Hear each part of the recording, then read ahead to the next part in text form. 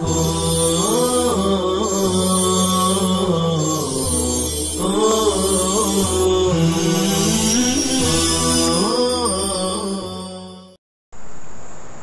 ونصلی علی رسولہ الکریم، اما بعد۔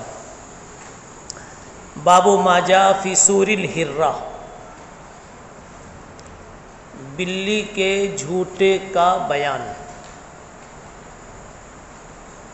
لفظی ترجمہ ہے ان احادیث کا بیان جو وارد ہیں فی سور الحرہ، بلی کے جھوٹے کے بارے میں۔ ماں کا بیان آگے محذوف ہے، من الاحادیث والروایات۔ اس باب سے مقصود بلی کے جھوٹے کی شرعی فقہی حیثیت کو بتانا ہے۔ اس میں بھی ائمہ کا اختلاف ہے، 3 قول اس میں ہے۔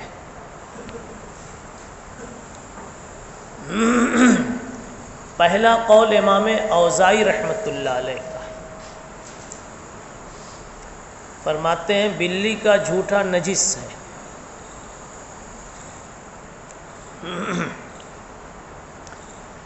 دوسرا قول ائمہ ثلاثہ یعنی امام مالک، امام شافعی، امام احمد بن حنبل رحمہم اللہ اور امام ابو یوسف کا ہے۔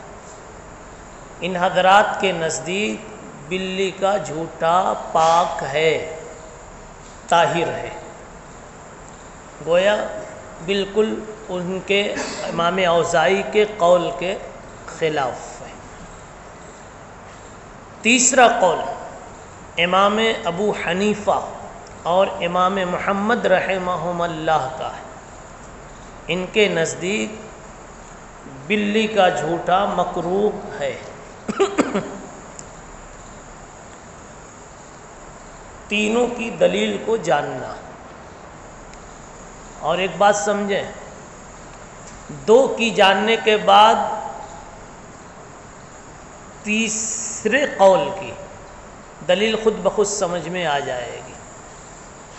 یعنی اوزاعی نے نجس کہا، ان کی دلیل جانو۔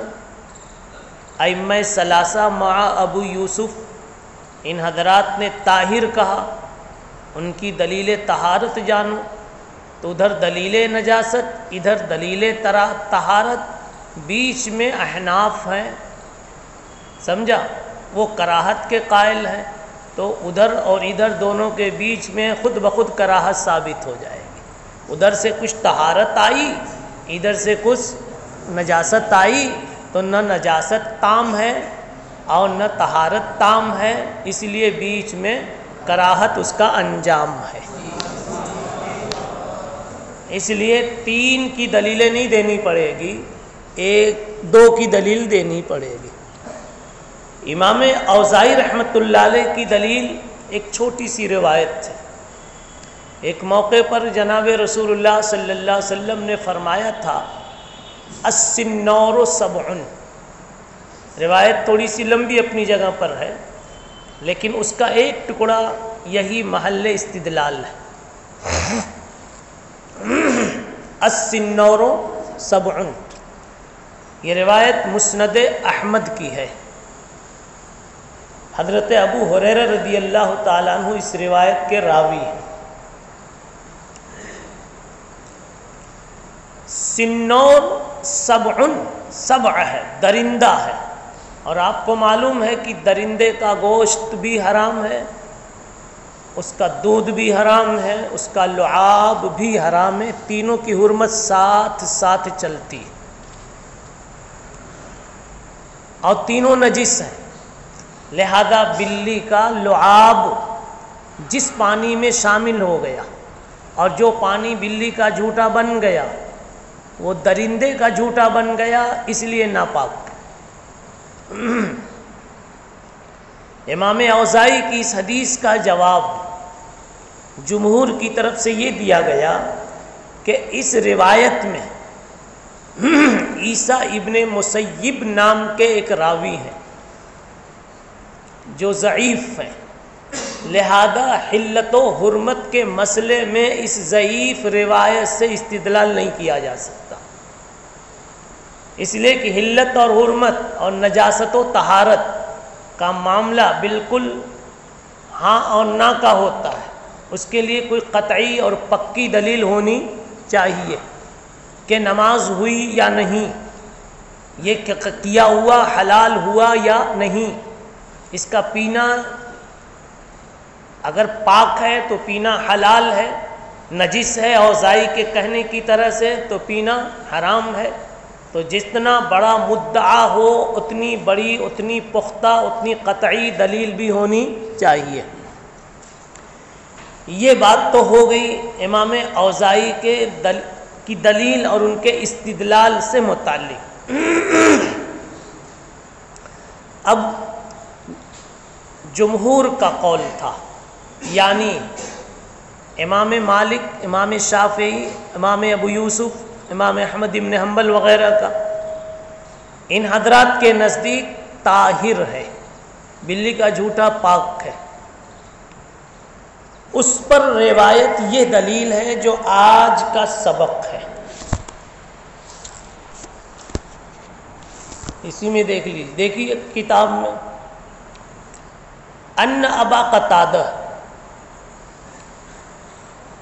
بلکہ اور پیچھے سے چلیے، روایت کو پہلے سمجھ لیجئے پھر استدلال سمجھیں گے۔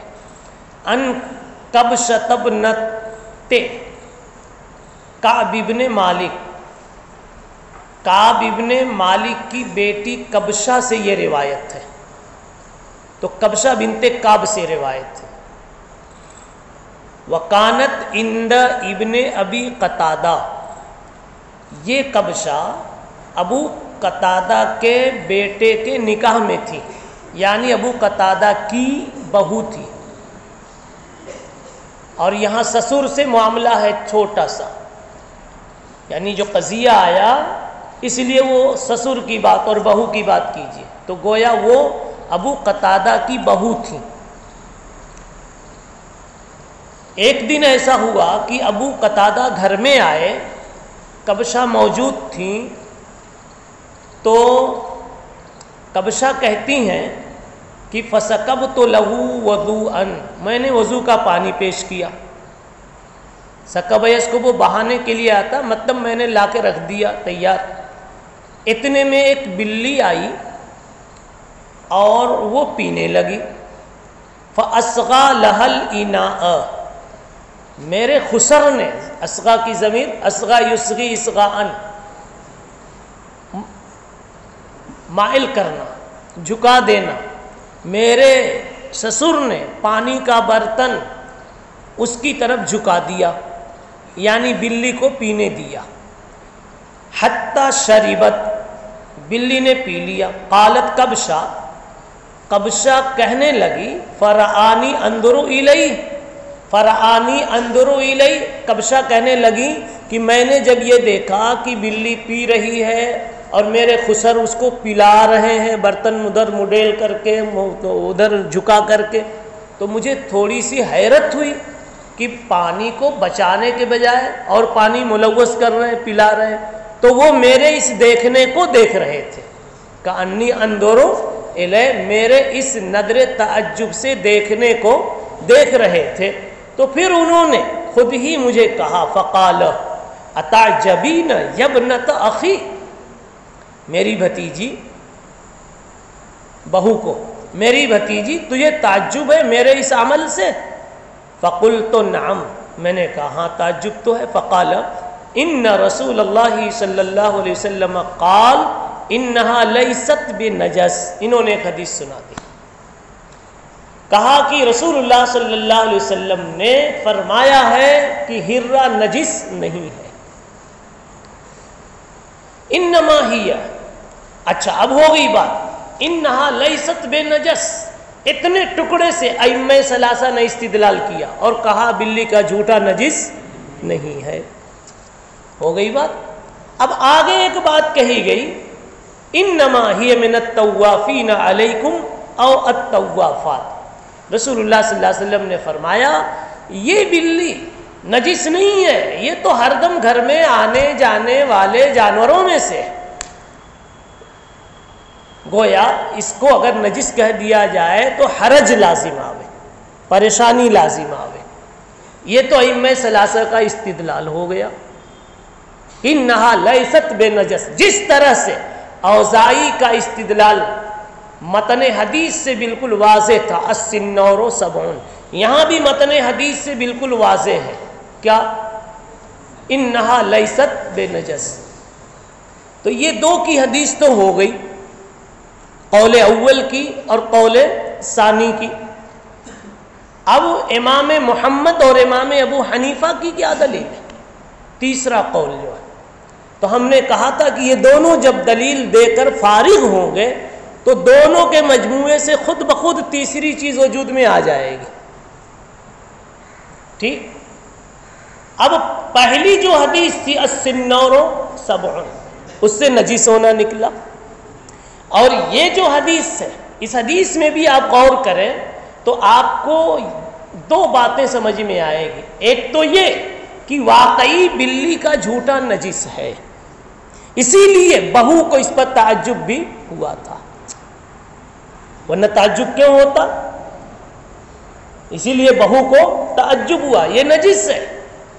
رہ گئی بات جو دوسری بات کہ نجس اس کو نہیں کہا گیا، انہا لیست بے نجس، تو آگے علت بھی بتائی گئی کہ نجس کا حکم نہیں لگایا گیا ہے اس لیے کہ انما ہی من الطوافین علیکم او من الطوافات، یعنی ایک علت کی وجہ سے اس نجس کو غیر نجس کہا جا رہا ہے۔